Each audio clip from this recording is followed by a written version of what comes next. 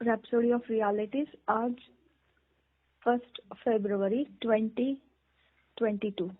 Rhapsody of realities आज 1 फरवरी 2022। Rhapsody of realities में आज पास्टर क्रिस ओयाखिलोम द्वारा जो वचन हमको सीखने के लिए मिला है, Isaiah 45 chapter 8 verse NASB version में से है।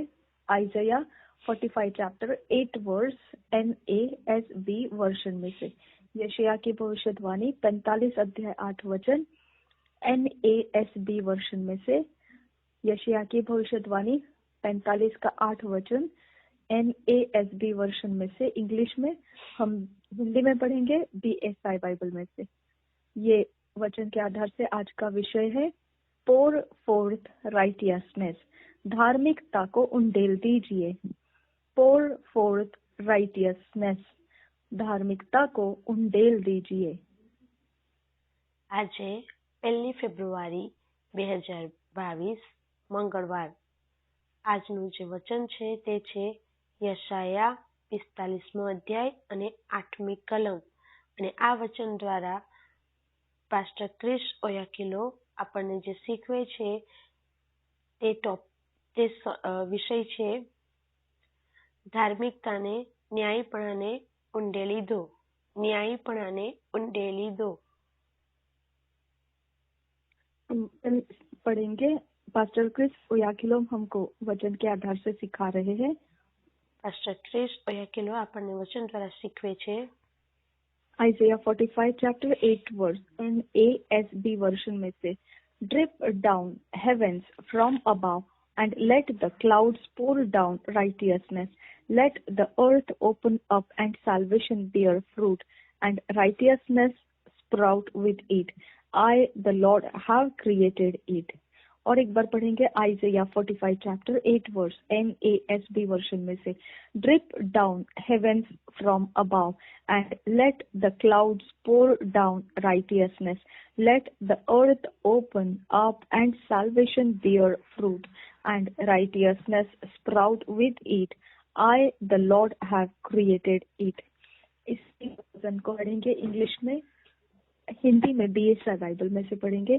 यशायाह की भविष्यवाणी की पुस्तक 45 अध्याय का 8 वचन हम BSI बाइबल से पढ़ रहे। हे आकाश, ऊपर से धर्म बरसा, आकाश मंडल से धर्म की वर्षा हो। पृथ्वी खुले कि उद्धार उत्पन्न हो और धर्म भी उसके संग उगाए। मैं यहोवा ही ने उसे उत्पन्न किया है। और एक बार पढ़ेंगे यशायाह की भविष्यवाणी 45 अध्याय का 8 वचन। हे आकाश, ऊपर से धर्म बरसा, आकाश मंडल से धर्म की वर्षा हो। पृथ्वी खुली कि उद्धार हो, धर्म भी उस संग उगा। यहोवा ही ने उसकी। યશાયા 45મો અધ્યાય અને 8મી કલમ। હે આકાશો, તમે ઉપરથી ટપકો, હે વાદળાઓ, તમે ન્યાયપણાની વૃષ્ટિ કરો। પૃથ્વી ઉગડી જાય ને તેમાંથી તારણ ઉદ્ભવે અને તેની સાથે તે ન્યાયપણું ઉપજાવે। મેં યહોવાએ તે ઉત્પન્ન કર્યું છે। ફરી એકવાર આપણે વાંચીશું ગુજરાતી બાઇબલ BSIમાંથી યશાયા 45મો અધ્યાય અને 8મી કલમ। હે આકાશો, તમે ઉપરથી ટપકો, હે વાદળાઓ, તમે ન્યાયપણાની વૃષ્ટિ કરો। પૃથ્વી ઉગડી જાય ને તેમાંથી તારણ ઉદ્ભવે અને તેની સાથે તે ન્યાયપણું ઉપજાવે। મેં યહોવાએ તે ઉત્પન્ન કર્યું છે। पास्टर क्रिस ओयाखिलो के आधार પાસ્ટર ક્રિસ ઓયાકિલો વચનના આધારે આપણને શીખવે છે James 5 chapter 7 Bible talks about the early and later rain. The early rain is for sowing while the later rain is just before harvest. याकूब की पत्री 5 अध्याय 7 वचन। याकूबનો પત્ર 5મો અધ્યાય અને 7મી કલમ। ऐसा लिखा है, पवित्र बाइबल कहता है इस विषय में। એવું લખ્યું છે, પવિત્ર બાઇબલ આ વિષયની અંદર કહે છે। हम पढ़ेंगे याकूब की पत्री 5 अध्याय 7 वचन, हिंदी BSI बाइबल में से। યાકૂબનો પત્ર 5મો અધ્યાય અને 7મી કલમ ગુજરાતી બાઇબલ 2 વિષયમાંથી। इसलिए हे भाइयों, प्रभु के आगमन तक धीरज धरो। देखो, किसान पृथ्वी की बहुमूल्य फसल की आशा रखता हुआ प्रथम और अंतिम वर्षा होने तक धीरज धरता है। और एक बार पढ़ेंगे, इसलिए हे भाइयों, प्रभु के आगमन तक धीरज धरो।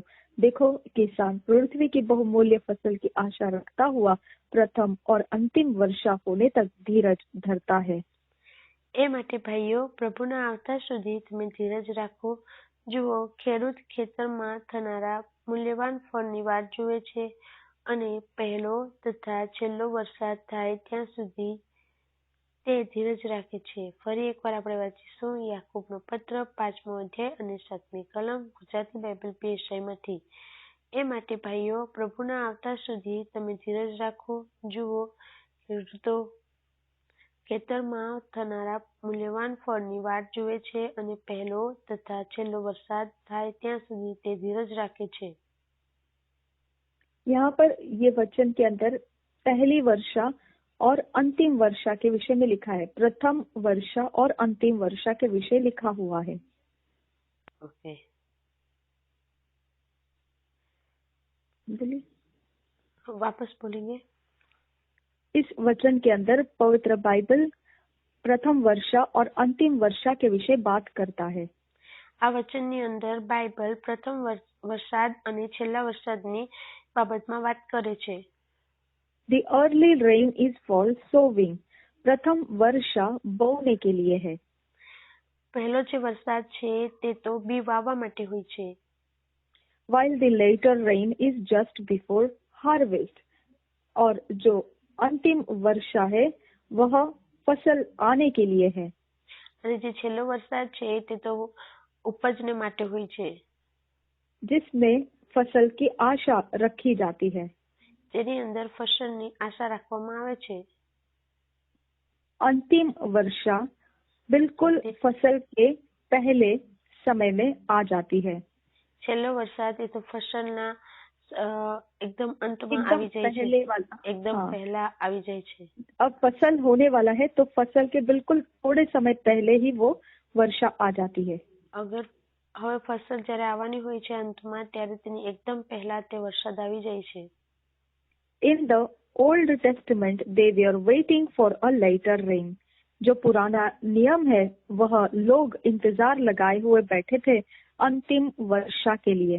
इसके विषय में हम पढ़ सकते हैं योएल नबी की पुस्तक 2 अध्याय का 28 वचन में।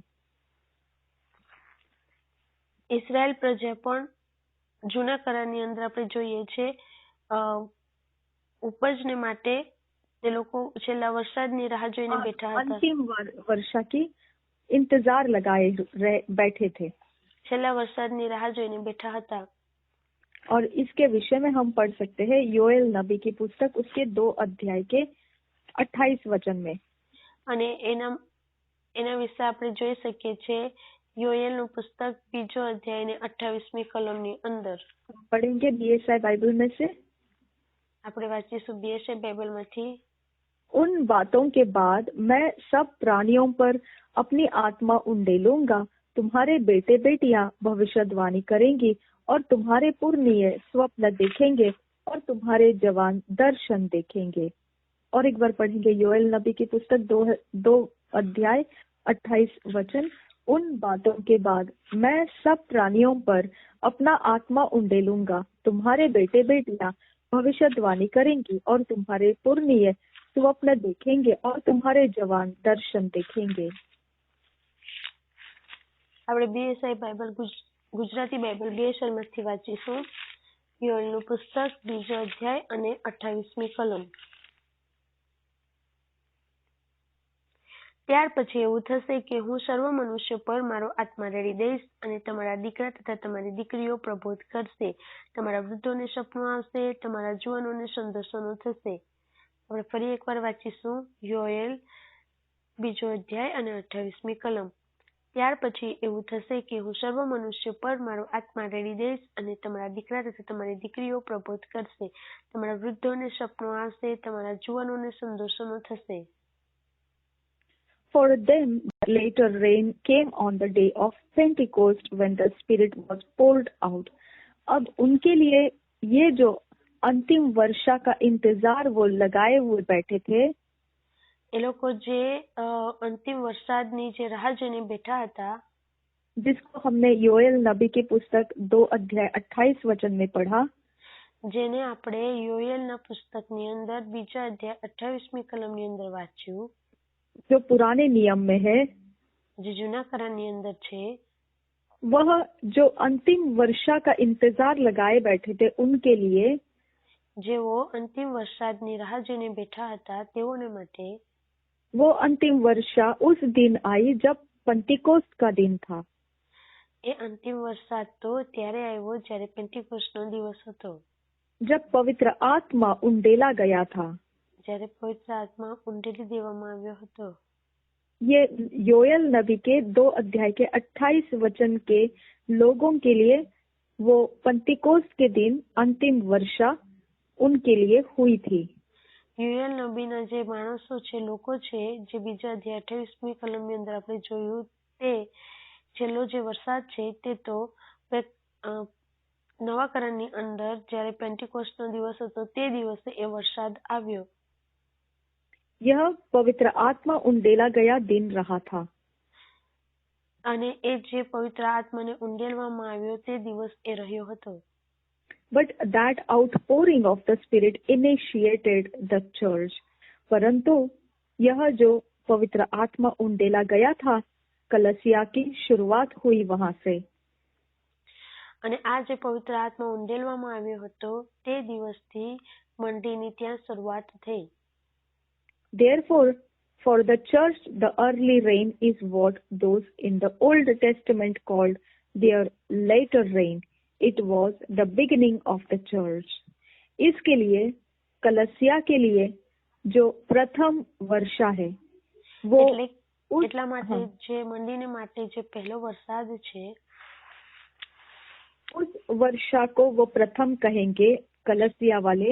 जो पुराने नियम में वो योएल नबी के 2 अध्याय के 28 वाले लोग उसी वर्षा को वो अंतिम वर्षा कह रहे थे.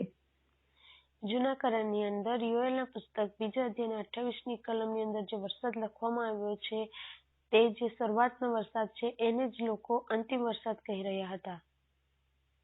नहीं, जो योएल नबी के जो लोग हैं पुराने नियम के, वो जिस वर्षा को अंतिम वर्षा कह रहे थे, યોએલની પુસ્તક 2 અધ્યાય 28મી કલમની અંદર જે જૂના કરારના જે લોકો છે તે જે अंतिम वर्षा जिसको कह रहे थे, અંતિમ વર્ષા જેને કહી રહ્યા હતા, तो वो वर्षा उनके लिए पेंटिकोस्ट के दिन आया.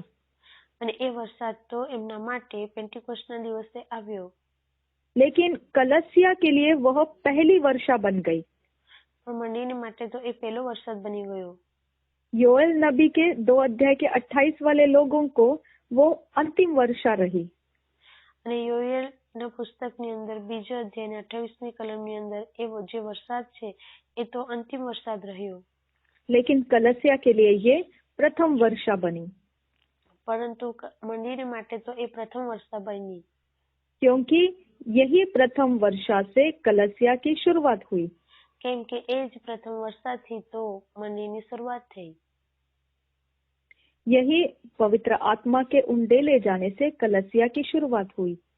आज अंतिम वरसादने उंडेलवा द्वारा पवित्र आत्मा के उंडेला जाने से पवित्र आत्माने उंडेलवा कलसिया की शुरुआत हुई. पवित्र आत्माना उंडेलवा द्वारा मंडळीनी शुरुआत થઈ. इसीलिए એટલા માટે जो अंतिम वर्षा पुराने नियम के लोग कहते हैं, જે અંતિમ વર્ષા એ જૂના કરારના લોકો કહે છે, कलसिया उसी वर्षा को प्रथम वर्षा कहती है. અને મંડળી એને જ અંતિમ વરસાદ वर्षा કહે को છે. प्रथम वर्षा कहती है. અંતિમ વરસાદને પ્રથમ વર્ષા કહે છે. क्योंकि यहाँ कलसिया की शुरुआत हुई. કેમ કે અહીં મંડળીની શરૂઆત થઈ. The later rain in the church is through his word.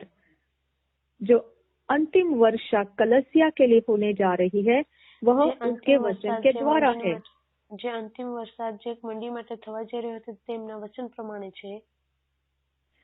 Hosea 10 chapter 12 verse says, sow yourself in righteousness, reap in mercy, break up your fallow ground, for it is time to seek the Lord till he come and rain righteousness upon you.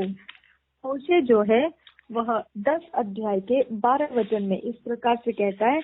होशे नबी की पुस्तक 10 अध्याय का 12 वचन हम पढ़ेंगे उसे BSI Bible में से. होशे नबी की पुस्तक 10 अध्याय 12 वचन.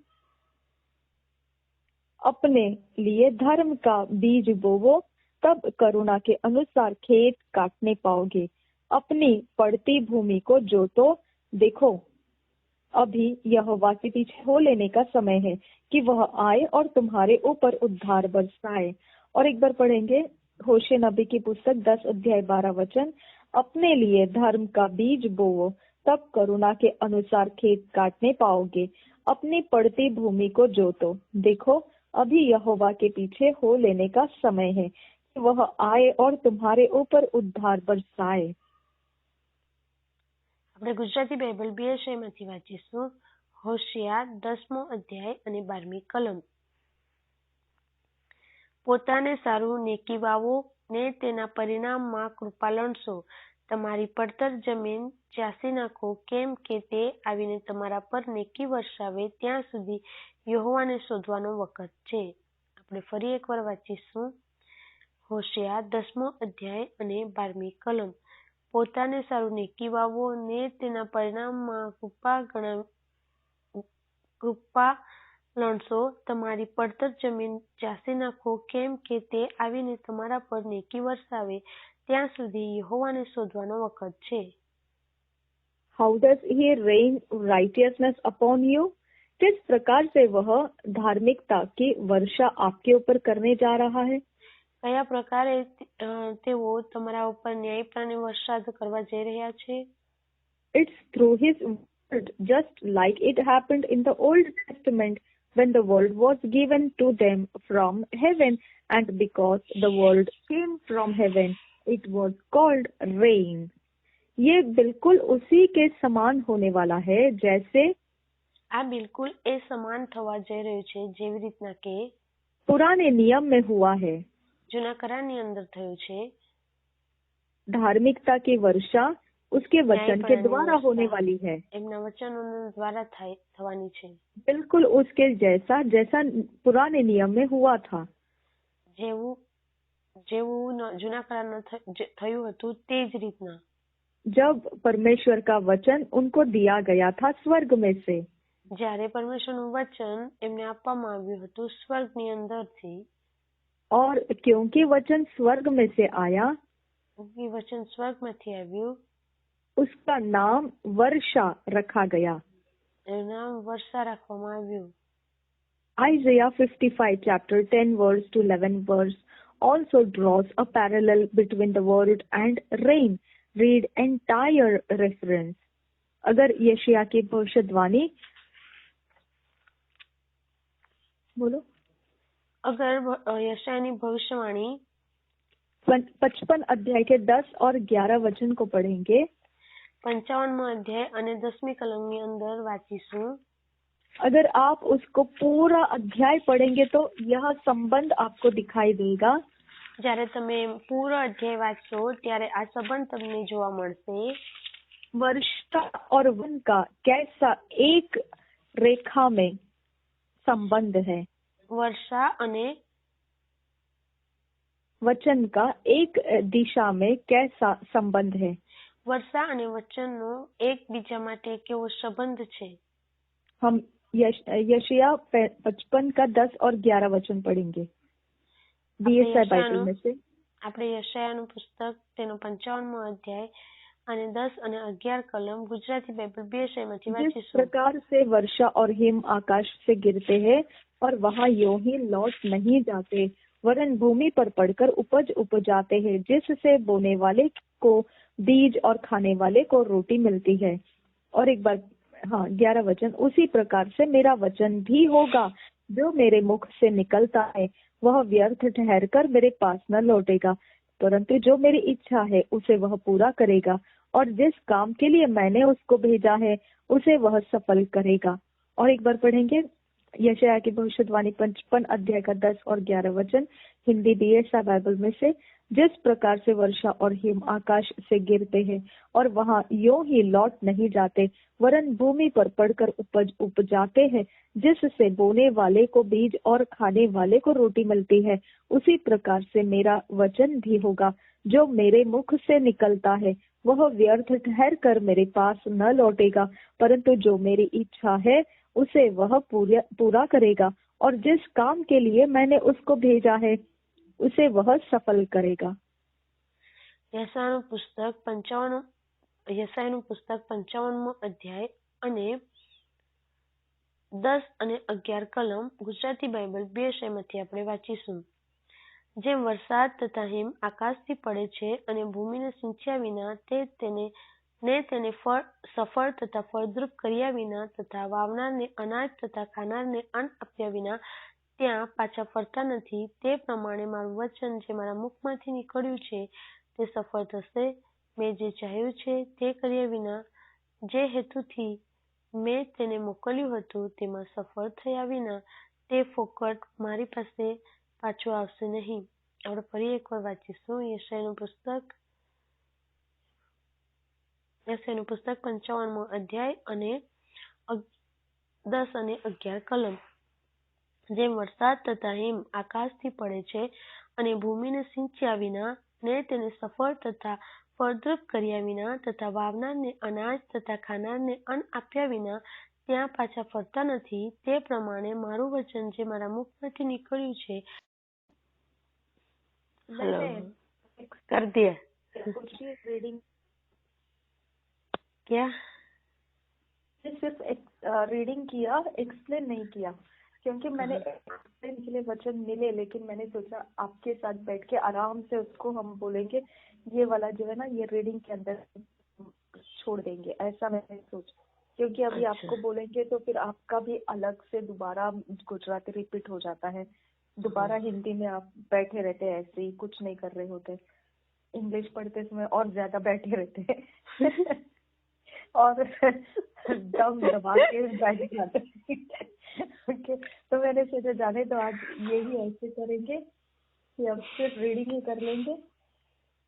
मैं पानी बंद करके आती हूँ, वो चल रहा है ना।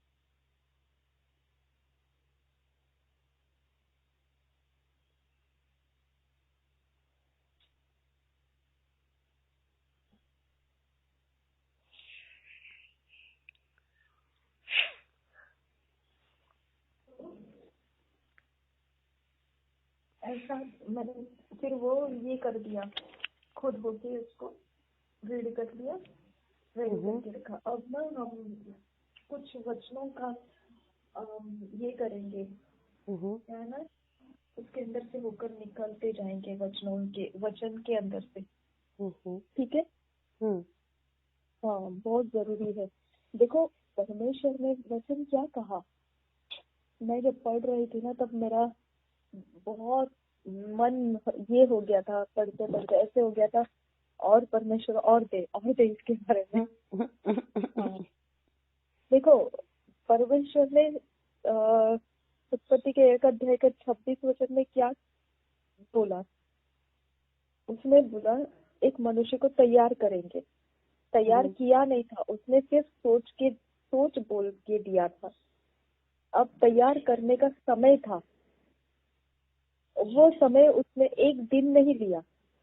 और अगर आप उसका पूरा वचन पढ़ेंगे 2 अध्याय का या फिर एक ही अध्याय का जो आखिरी में 19-20 वचन ऐसा कुछ है, वहाँ पे आप पढ़ेंगे 2 अध्याय के पहले एक बात लिखा है कि खेती करने के लिए मनुष्य नहीं था, इसके लिए वो पृथ्वी के ऊपर ड्यूज आते थे, ओस आती थी और पृथ्वी को सींचती थी।